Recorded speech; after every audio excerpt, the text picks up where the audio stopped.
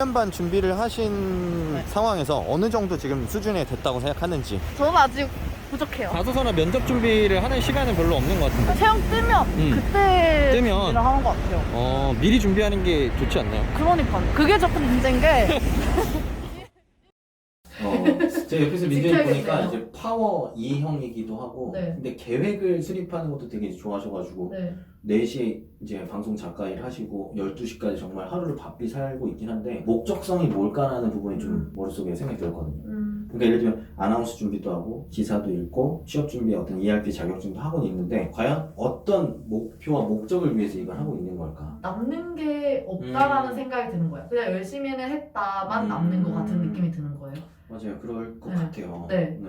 자소서나 논술을 쓰기 전에 계획을 세우고 쓴다. 계획을 안 세운다. 근데 계획을 막 그렇게 하진 않고 근데 우리가 이제 언어 영역 지문에 보면은 네. 주제, 서론, 그쵸. 본론, 결론, 본론에서는 어떤 뭐 첫 번째, 두 번째, 세 번째 그런 방향성들, 논리적인 어떤 큰 틀과 구조를 잡고 그에 대한 근거를 찾아서 전체적인 어떤 글의 맥락과 사례와 흐름을 잡고 나서 쓰면 훨씬 더 빠르게 쓸 수가 있을 텐데 그렇게는 안 쓰신다는 거죠. 그렇죠. 네. 지원 동기를 쓸 때도 마찬가지, 직무 역량도 마찬가지, 성장 과정도 다 똑같은 맥락으로 사실 쓰셔야 되는데 그런 부분들이 아마 논지는 단단하지 않고 팩트도 넣었지만 이게 맞는지 틀린지 판단하기 어려운 이유가 아닐까. 이제 연합뉴스를 선택한 이유와 방송 철학을 묻고 있는데 방송 철학이 뭐라는 거고 지원 동기가 뭐라는 거죠? 핵심만 얘기하면 왜 기자를 쓴 거죠? 현장을 조금 가보고 싶었어요. 맨 상태에 가서 딱 그 새로운 걸 보여주는 거. 그거는 내가 좋은 거고 좋아하는 게 중요한 게 아니라 이 일을 해야 된다라는 철학을 담아내는 게 중요하지 않을까요? 기자라는 게 세상 구석구석에서 일어나고 있는 사건 사고들을 사람들에게 정확하고 빠르게 신속하게 전달함으로써 어떤 다른 생각들이, 다른 삶들이 우리 삶 속에서 이루어지고 있는지 보여줌으로써 어떤 부족한 관심들을 가지면서 더 따뜻한 사회를 만드는 데 기여할 수 있다고 생각한다. 그렇기 때문에 기자가 열심히 발로 뛰면서 숨겨진 어떤 지식들, 다른 사람들의 이야기들을 파헤치고 들려주고 빠르게 전달하는 게 기자의 역할이다, 방송 역할이다. 뭐 이런 철학이 중요한 거 아닌가요? 현장에 나가서 즐거울 것 같다, 사람들을 만나면 에너지를 얻을 수 있을 것 같다. 이건 다 본인의 바람인 거고 이 일이 왜 필요하다고 생각하는지를 납득하는 사람이야말로 더 집중을 하고 이 일을 할 수 있는 사람으로 보일 테니까 그런 것들이 여기서 보였어야 되지 않았을까. 네. 네. 잘 수행할 수 있다고 생각하는 이유, 이것도 지금 보면은 수행할 수 있다고 생각하는 이유로 기자는 하루에도 수십 번씩 판단해야 된다. 뭐 어떤 판단이 필요하다라는 건지, 그 판단력이 왜 기자로서 중요하다라는 건지 그걸 좀 얘기를 해본다면요. 뭐 세상에는 많은 얘기가 있잖아요. 근데 그걸 다 다룰 수는 없잖아요. 그 중에 하나를 딱 선택을 해서 이 내용이 국민들한테 알려줄 수 있는 어떤 유익한 내용이 맞는가, 그걸 하나 선택하는 것도 중요하다고 보거든요. 그러니까 뭘 판단해야 된다는 건지에 대한 고민이 여기 있는 건가요? 아니면은 그건 없죠. 그냥 내가 네. 경험해서 판단했으니까 경험에서, 네. 내가 판단을 잘했으니까 판단력이다라고 그쵸. 그냥 단순하게 쓰신 거냐? 네. 그런 부분이 아쉽네요. 예를 들면 네. 저라면은 여기서 뉴스를 보는 다양한 사람들의 각기 다른 시선들을 고려하는 게 중요하다라고 얘기했다면 베스트였을 것 같은데. 이런 식으로 주체적으로 생각을 제시할 수 있지 않았었을까요? 그렇기 때문에 이 경험들이 더 의미가 있었을 것 같은데 보통 지원자들이 내가 판단했으니까 판단력, 적극적으로 했으니까 적극성, 이런 식으로 본인의 행동만 부각을 시키고 이런 메시지나 생각이 되게 약해지는 이런 문제점이 생기는 거겠죠. 네. 한번 이거 질문해볼까요? 즐겨 찾는 인터넷 사이트, 구독하고 있는 서비스, 뭐가 이제 본인한테 좀 재밌는지, 이유는 어떤지 얘기해 주신다면? 모르겠더라고요. 근데 이런 질문들을 사실 지원자들 되게 어려워하잖아요. 네. 왜 어렵죠?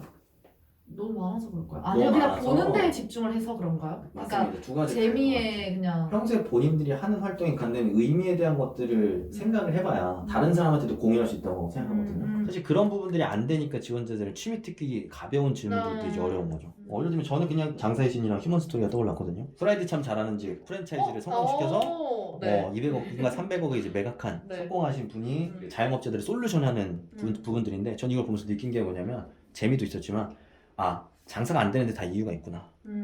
나도 내가 문제가 있을지도 모르겠다. 그리고 저런 부분들이 정말 기본이라고 하는 것들을 지키는 게 정말 쉽지가 않은 거구나.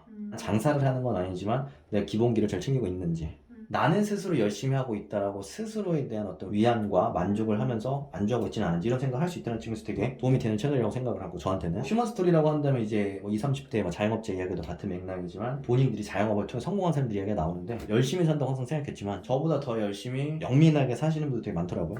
그걸 보면서 또 자극을 받고 그리고 사람들의 삶이 정말 다양한 방식으로 성공할 수 있구나 다양한 군상들이 우리 삶에 존재하고 있구나라는 어떤 깨달음을 줬다는 측면에서 이 기능가 되게 재밌거든요 그래서 이런 것들을 저는 다른 사람들에 소개를 해줄 수 있을 것 같아요 취미특기도 저는 같은 맥락이라고 생각해요 그런 힘이 표현력에서 나온다고 생각하지 않거든요 팩트에서 사실 나온다고 생각하고 팩트가 쌓이고 쌓였을 때 표현력이 느는 거거든요 사실은 여러 가지 어떤 사회적인 이슈가 됐든 찬성, 반대 의견이 됐든 그런 어떤 팩트를 가지고 서로 싸우는지를 알게 되면 그런 부분들을 얘기를 할 때 함축적인 의미를 입혀서 표현을 할 수는 있겠으나 사안에 대해서 알지 못하면 결국엔 뜬구름 잡는 소리밖에 할 수 없는 거죠. 그리고 다양한 사회적인 어떤 시선들을 통해 소외계층들을 포용할 수 있어야 됩니다. 뭐 이런 부분들이 아마 되게 감수성에 많이 빠져있고 내 글의 문제점을 찾기 힘든 분들의 이유가 거기 있지 않을까 라고 생각이 드네요. 네. 좋습니다. 질문하고 싶으신 거 있나요? 제가 팩폭당해서 아니 그런 건 아닌데 심각해지신 것 심각해졌어요. 왜냐하면 방금 프로그램 설명해 주신 것도 되게 쏠쏠 얘기하셨잖아요. 네. 근데 그거에 비해 저는 아니었으니까 반성을 한 거죠. 네. 그런 훈련을 저는 좀 옛날에 많이 했었어요. 뭐냐면 얘기를 한다고 한다. 근데 보통은 자기 감정에 충실하죠. 장사실 되게 재밌어. 그 사람 되게 웃겨. 그리고 되게 사실적이야. 봐봐. 아무도 안 보는 거죠. 저는 항상 생각했던 게 내가 이 얘기를 상대방한테 한다고 했을 때 상대방이 어떻게 알아들을까? 어떻게 이해할까? 그러니까 내가 느끼는 재미를 이 사람이 느끼게 하려면 어떻게 얘기를 해야 느낄 수 있을까라는 부분들 굉장히 많이 고민했던 것 같아요. 그게 어떤 책에 대해 설명해봐라. 존경하는 인물에 대해 설명해봐라도 마찬가지거든요. 디테일을 자꾸 표현을 하면서 처음 듣는 사람도 이해할 수 있게 만드는 연습을 해야 되지 않을까? 점점 이제 그런 생각이 쌓이는 거예요. 쌓이고 쌓여야 돼요. 김연아 선수 존경한다. 왜냐면 정상의 자리에서도 끊임없이 노력해서 최정상에 올랐다라는 게 뿌듯하다. 아니 뭐 그렇게 최정상에 오른 사람이 한둘이 아니잖아요. 그렇죠. 손흥민 선수도 있고 뭐 김연아 선수도 있고 많은데 왜 존경스러운지에 대한 팩트를 얘기해야 다른 사람도 공감을 할 수가 있는 거잖아요. 뭘 어떻게 해야 할까요? 네. 표현은 아무리 찾아도 발전되는 게 없을 거예요. 왜냐면 아나운서의 어떤 역할이 뭔지, 기자의 역할이 무엇인지, 인사의 역할이 무엇인지를 알아야 비유를 하든 발전을 시키든 뭐라든 할 수 있는 거니까.